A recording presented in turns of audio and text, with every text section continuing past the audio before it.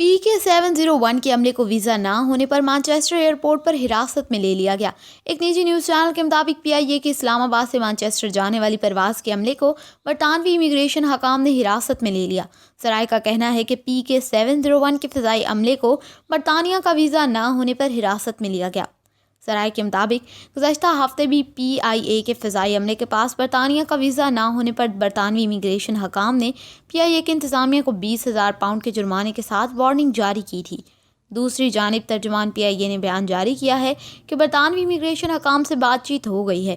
हालिया परवाज़ पर PIA को किसी किस्म का जुर्माना नहीं किया गया और PIA के क्रू मेंबरान को भी छोड़ दिया गया है और वो होटल्स में पहुंच चुके हैं।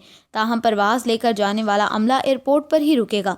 बरतानिया से दूसरा अमला पाकिस्तानी वक्त के मुताबिक तकरीबन 11 बजे फेरी फ़्लाइट लेकर दुबई पहुंचेगा, जहां से मुसाफिरों को लेकर पाकिस्तान आएगा।